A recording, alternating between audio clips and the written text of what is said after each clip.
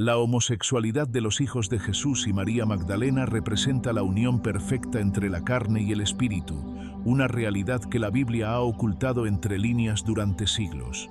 Mientras el mundo debate sobre la identidad, los descendientes del Nazareno ya vivían una sexualidad sagrada que no conocía de etiquetas ni de juicios humanos. Hoy he traído una revelación que cambiará para siempre tu percepción sobre lo que realmente significa ser un hijo de la luz. Así que prepárate, demos inicio.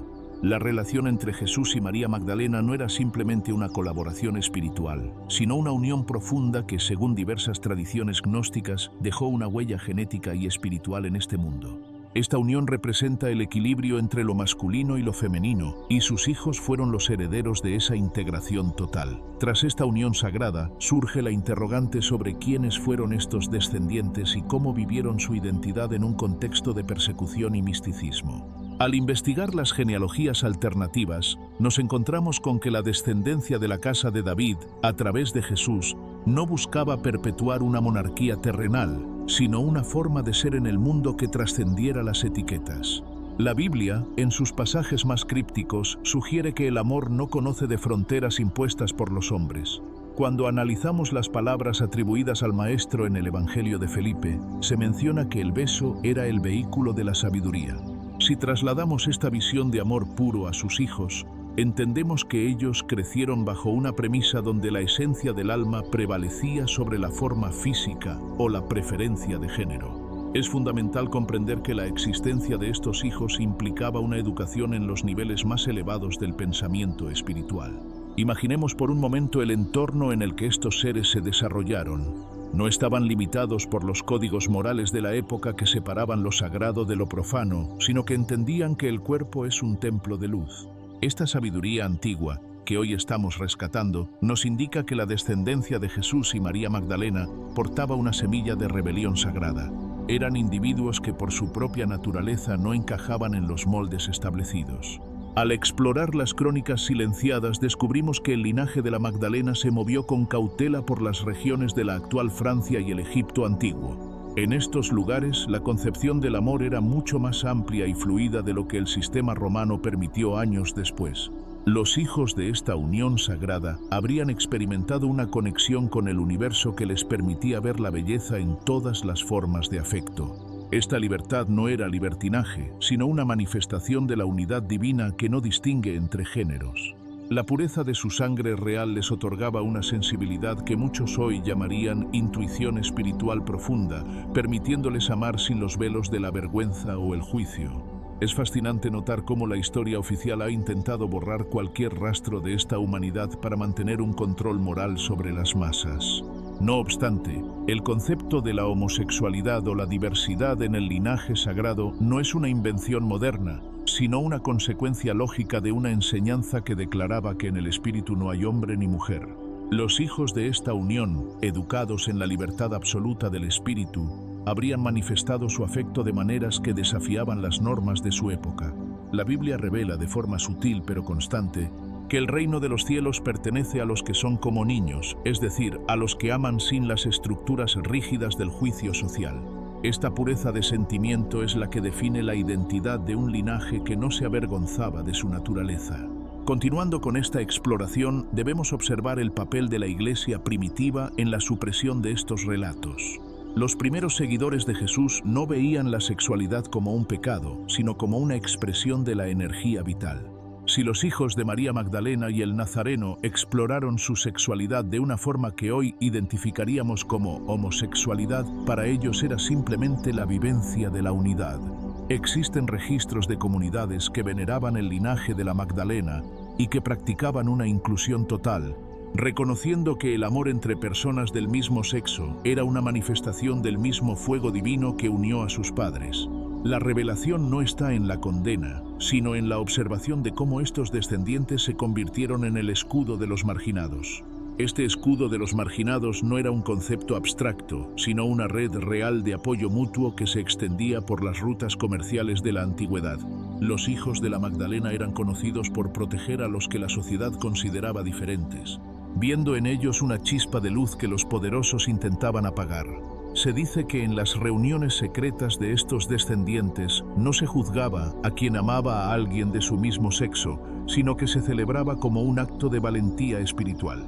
Para ellos, la diversidad era la prueba máxima de la creatividad de Dios, una paleta de colores infinitos en la que cada matiz tenía un propósito sagrado y una misión específica en la evolución de la conciencia humana.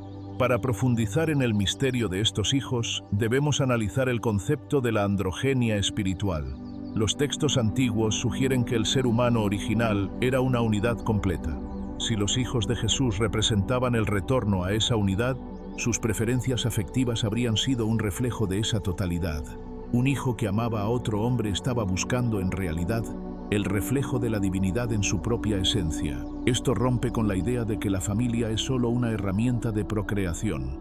Para el linaje sagrado, la familia era una herramienta de evolución consciente. Este enfoque nos permite entender por qué las instituciones de poder se sintieron tan amenazadas. Un linaje que no podía ser controlado a través de la culpa sexual era un linaje invencible. Los descendientes de María Magdalena representaban una amenaza al orden establecido porque su propia existencia validaba la diversidad. En los círculos herméticos, se dice que estos hijos eran maestros de la alquimia interna, capaces de transformar la energía del deseo en luz pura. Esta transformación no dependía de la heterosexualidad, sino de la intención del corazón y la profundidad del alma. Resulta revelador examinar las antiguas tradiciones orales que sobrevivieron en el sur de Europa, donde se mencionaba a los príncipes del amor como descendientes directos de una estirpe que no conocía fronteras de género. Estos relatos hablaban de seres con una capacidad empática tan vasta que podían formar vínculos de una lealtad inquebrantable con compañeros de su mismo sexo, viendo en ellos a un igual espiritual. En las cortes místicas del medievo, se protegía este secreto bajo la forma de la caballería y el amor cortés, donde el objeto del afecto no siempre era una dama, sino la representación misma del Espíritu Santo en otro ser humano. Este linaje caminaba con la frente en alto, sabiendo que su herencia no era de este mundo, sino de una dimensión donde el amor es infinito. Es vital entender que la palabra escrita ha sufrido traducciones que alteraron el sentido original de la libertad sexual. En el idioma griego antiguo existen múltiples formas de definir el amor, y es en esa riqueza lingüística donde se esconde la verdad sobre la descendencia sagrada. Los hijos de Jesús no estaban atados por el contrato social del matrimonio convencional, sino por pactos de alma. Esta visión nos permite reconectar con una espiritualidad que abraza la diversidad como una riqueza del Creador. Al mirar los textos sin el filtro del dogma, vemos que la presencia de la homosexualidad en los círculos más cercanos al linaje de David era una realidad aceptada, un reflejo de que la luz no discrimina el envase en el que se manifiesta. Antes de continuar, hazme saber que estás aquí. Escribe en los comentarios tu edad y desde dónde nos ves. Dale me gusta a este video para que esta enseñanza llegue a más personas que lo necesitan. Más allá de la carne, el legado de estos hijos se extendió por Europa y el Mediterráneo, llevando consigo una enseñanza de tolerancia que a menudo chocaba con el creciente poder de Roma.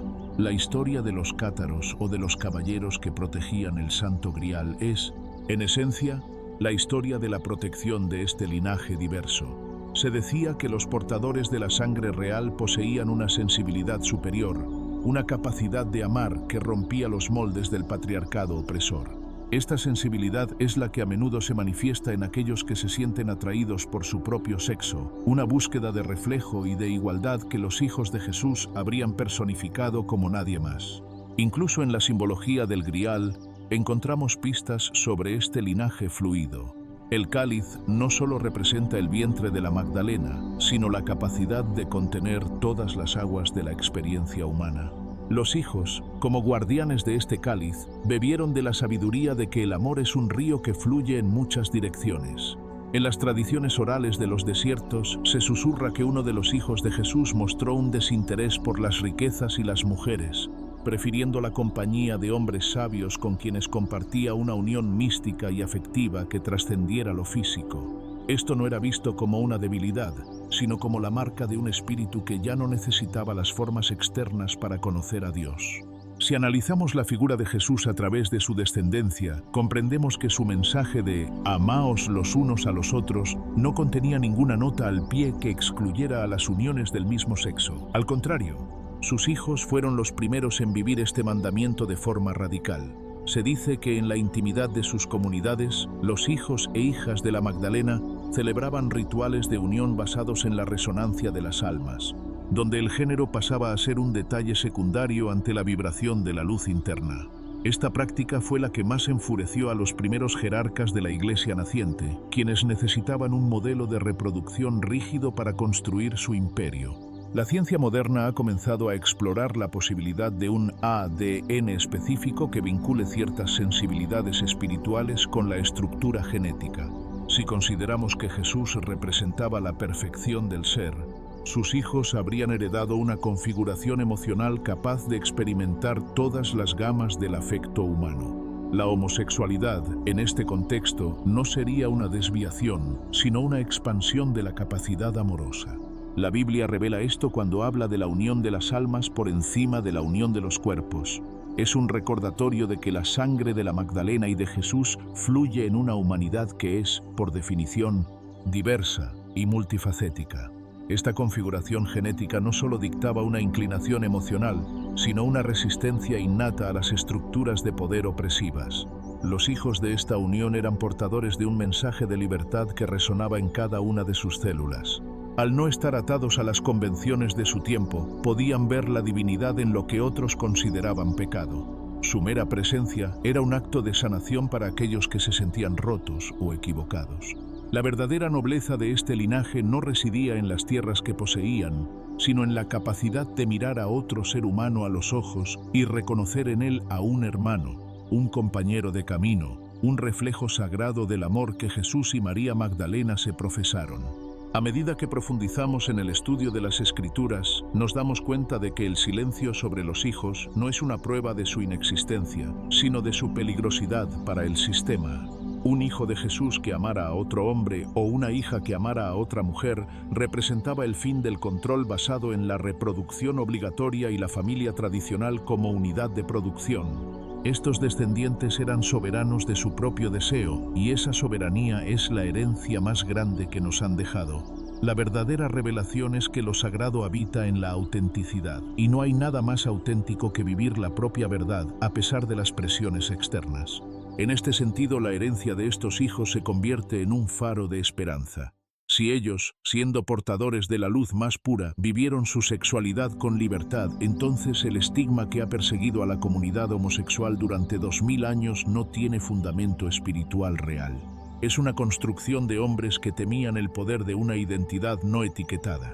La verdadera iglesia es el corazón humano, y en ese corazón no hay espacio para la discriminación. Los descendientes sagrados sabían que su misión era sembrar la semilla de la aceptación incondicional.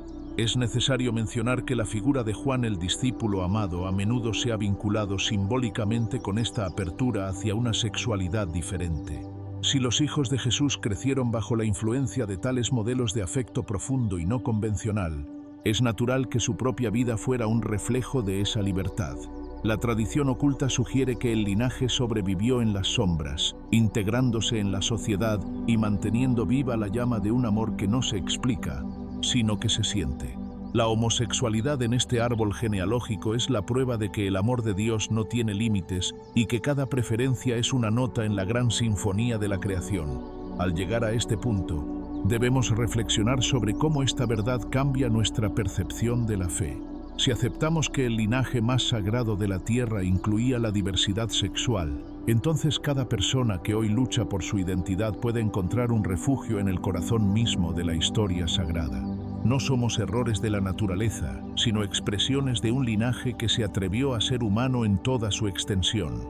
La sal de la tierra, de la que hablaba el maestro, también tiene que ver con ese sabor único que cada individuo aporta al mundo a través de su verdad personal. La búsqueda de la verdad requiere valentía para cuestionar lo que se nos ha dicho que es inmutable. Los hijos de Jesús y María Magdalena no son un mito, son una posibilidad histórica que nos invita a reclamar nuestra propia divinidad sin importar a quién amemos. El velo se está rasgando y lo que aparece detrás no es un juicio, sino un abrazo eterno de aceptación. El mensaje final de este linaje es que el amor es la única ley y que en la casa del Padre hay muchas moradas, espacios suficientes para todas las formas de existencia y de afecto que el ser humano pueda concebir. Esta información no busca escandalizar, sino sanar. Busca devolverle la dignidad a millones de almas que han sido excluidas de lo sagrado por ser quienes son. Al reconocer la posibilidad de esta diversidad en el linaje de Jesús, estamos reconociendo la santidad de nuestra propia vida. La historia ha sido escrita por los vencedores, pero la verdad es custodiada por el Espíritu, y el Espíritu hoy nos dice que somos libres. Somos los herederos de una tradición de luz que no conoce de sombras cuando se trata de la expresión del corazón. Si este viaje a través de los secretos del linaje sagrado ha resonado en tu interior, te invito a que reflexiones sobre tu propia verdad y la compartas con el mundo desde un lugar de paz y orgullo. Además, puedes considerar suscribirte y dejar tu like. Que la verdad te acompañe siempre. Hasta la próxima.